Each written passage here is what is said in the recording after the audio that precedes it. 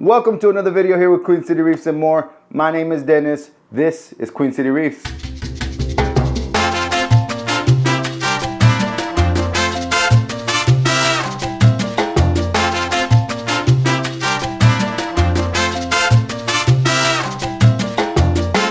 For those that are new, for those that have recently subscribed, for those that are new to this actual video here now, my name is Dennis.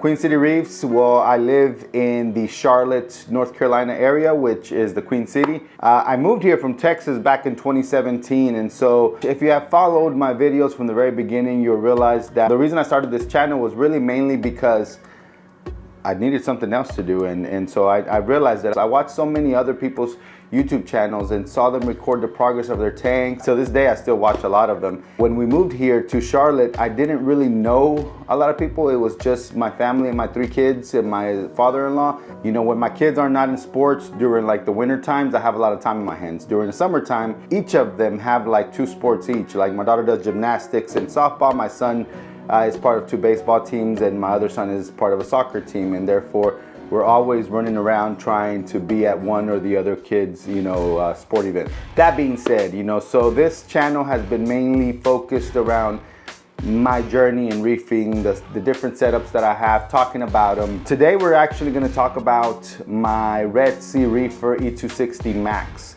and that is an actual Red Sea aquarium. It's a 69-gallon aquarium. In the max part, it means that it comes with the skimmer, the return pump, and the aqua illumination lighting. Now, this is an older version because the newer versions have their own Red Sea lighting. And so prior to Red Sea coming out with their own lighting systems, they actually worked with aqua illumination to supply the lighting for their tanks, for their Max series pretty much. So I'm going to turn this camera around. I'm going to show you the tank, what it's doing today, and talk a little bit more about it. Again, for those that are new to the channel and are just tuning in, I really hope that you enjoy this specific episode and all the episodes to come. If you do, please make sure to hit that like button. Please make sure to subscribe and leave a comment below if you have any questions. All right, let's get to it. All right, so here is a tank, and as you can see, from my perspective, it is doing absolutely amazing. Way better than expected, to be honest. There are a few things here and there that, and of course, I'll talk about that right now. But as you can see, this is mainly an anemone dominated tank. It was supposed to really be nothing but anemones, but I decided that I wanted to throw a little few things here and there that would give a little bit of a different aspect to the tank. And as you can see, there is a toadstool there to the right. You'll see some type, and I got to get the name of this thing again because I keep saying Kenya tree, and I believe it actually has its own name. From my understanding, this does not spread. I've had it for a few months now, and I have not seen it drop anything or it growing anywhere else. Yet it itself, it seems to be flourishing. And so it did fall from, I did have it kind of buried in the sand there, but because I hadn't found a spot for it, I wanted to see how it would do in this tank first. And as you can see, it's actually doing very well. So I do plan on finding a permanent spot for it. My plan is really to grab a piece of rock from in here or a different one that I can actually glue it to and have it grow on there. And that way, kind of like an anemone where you place it where you want it. If I ever need to remove it, all I have to do is remove that specific rock. Same thing for that toadstool there. This guy right here, Cinerina, I think is what, y'all are gonna have to excuse me with pronunciation, but this guy right here is doing amazing. And I was worried a bit because there's a copper band in here, but he has not touched any of these soft corals nor any of the other anemones. I could tell you I was infested with Aptasia in this tank. I do see one here and there from, if you look closely, but when you look at it from afar, you barely can notice.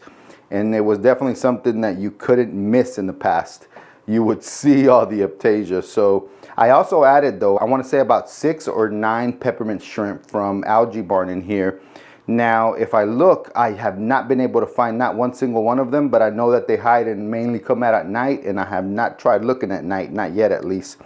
If they are in here, then definitely has been a effort between the peppermint shrimp and the copper band to get rid of the Aptasia. But as you can see, he continues looking in the rock work. I put about once a month, I put copepods in here just to make sure that the population is there for the copper band, because till this day, and I've had him for about 3 months now, to this day I have not been able to get him to eat anything other than the copepods and the Aiptasia that have been in here. Yet I don't see that thin, that line that you normally see on a fish that shows their bone structure, meaning that they're very thin. So he's definitely eating and definitely staying in his weight limit, I guess, if that's what you want to call it. But I don't see that line that normally points to them being thin. And he's very active. He's always looking around, and he's definitely picking at the rocks. You'll also find two clownfish in here that were gifted to me. I've actually had these for quite some time now. I would say maybe 2 years or so. What else is in here? You'll see here on the bottom area, you'll see some sun-kissed mushrooms, sun-kissed bounce mushrooms that are there. Those are doing really great. Then I also have this Duncan that has been doing actually very, very good. For a while there was a lot of polyps that were dying, and I moved it to this tank, and in this tank it actually started coming right back. So good things that this tank seems to be going in the right direction, and that's why I decided to put these corals in here. To the back, and I'll bring you here in a moment, but to this area in the back right here, I have a blue carpet anemone. You know what? Let me just show you right now. There is the blue carpet anemone. Now it doesn't look as blue on here on camera because I had to adjust the auto white balance, so we're not having to use any type of filter. Instead, I try to bring the colors to a more white balance in order to get y'all to see it not as blue, like because I know that cameras are really bad at recording or photographing under blue lighting. It can be a tough one. But there is the blue carpet anemone.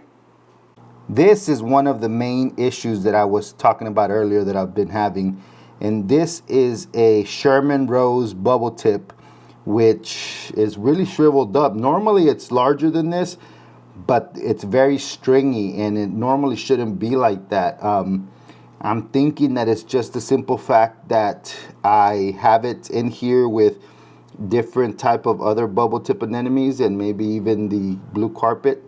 But even when it wasn't on this side, because it moved on its own to that area right there, and it used to be actually on the opposite end, but even on the opposite end it looked just like this. So I know some of y'all might be thinking, well, it's because of that blue carpet, and some of it could be, right? But I know that it looked like that even when it wasn't on this end.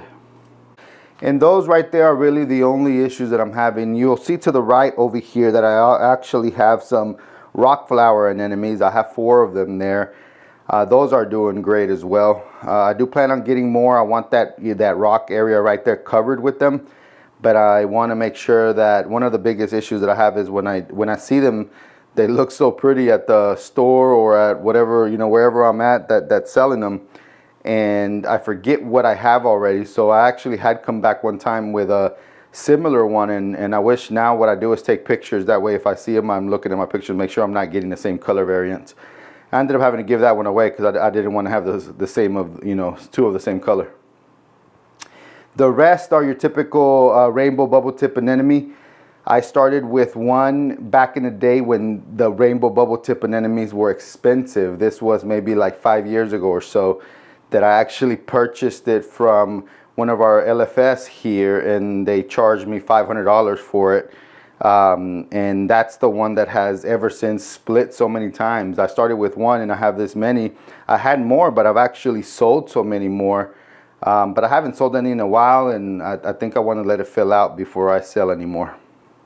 All right, equipment wise, as you can see, these are the Hydra 26s, I believe. So the generation before the ones that exist right now.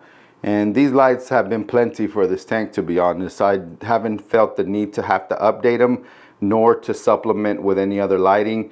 If I were to convert this into like a mixed reef with SPS, then I would definitely add more lighting. If I keep it like this with some softies and maybe some LPS, then I just feel that this lighting is plenty. I don't know if I mentioned this before, but this is an all-in-one tank, so all the filtration is here in the back. All I have here is the Tunze auto top off. I believe it's called the Osmolator. Then I have a heater in this chamber, and then the skimmer that comes with the Red Sea. It's a Red Sea branded skimmer. And I believe that is really it. I know you see the probes there, but they're not connected to anything. I just keep them there just because I know they gotta stay wet in order for them not to go to waste. At some point I plan on connecting those. But the reality is that I don't know if I really want to connect them to this tank. My goal is eventually to set this up and then connect them to this tank, because I'll be selling mainly SPS out of this tank. And I definitely, when it comes to SPS, you know, you have to keep parameters as stable as possible. This is where we are at as of today, which is August of 2023. This will be, I guess, in a way, your August update for this tank, and mine as well, since I do like to go back and review these videos to see where the tank was at. Aside from that, I don't know if I really have anything else. I guess in the sump area, which normally would be the sump, you'll find just a 20-gallon tank that I put RODI water for the auto top off. If you follow some of my most recent videos, you'll know that I left on vacation for 2.5 weeks.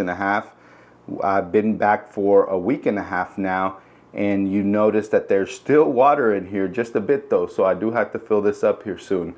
But we are at over 3 weeks now, and I love it. I love the fact that I don't have to sit here and be filling up one of those 5 little gallon tanks that Red Sea provides, and you know, you end up having to fill it every other day. So one of my biggest things was I need a big enough auto top off so I don't have to be doing that, right? You'll see a bit of a rat's nest. You'll see my MP40 controller there. Eventually I do plan on putting something on the wall, some control board that will hold equipment controllers for both this tank and this tank. Once I do that, then I'll remove a lot of the stuff that's under there. This studio really is still a work in progress. I have not really moved as fast as I would like, but I'm also, again, like I keep saying, you know, I'm not in any hurry. And so, you know, I have a lot of other things to take care of. One quick update on the Innovative Marine that I know eventually we'll be putting something in here soon. I added some of the dead coral that I had from the other tank, and I figured it would have enough biological bacteria in there to just make sure that I get as much beneficial bacteria in this tank as I can. This max spec, and I don't want to, you know, give any final review or anything like that on this, but it's so far been disappointing. So this is the max spec jump.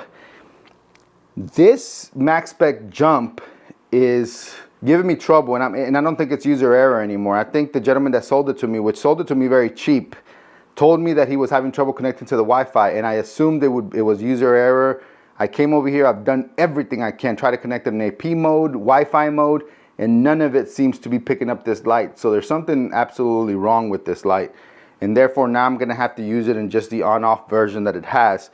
I did try measuring the par yesterday because there's a button here that will change the colors of this, and it means that it has different LEDs that are on, and I was only able to get about 70 par at the bottom of this tank. So a bit disappointing. I don't know if that's the max par that this light puts out, but it looks like I'm not going to be able to find out for the simple fact that I'm not able to connect to it to be able to then program it to 100% if needed.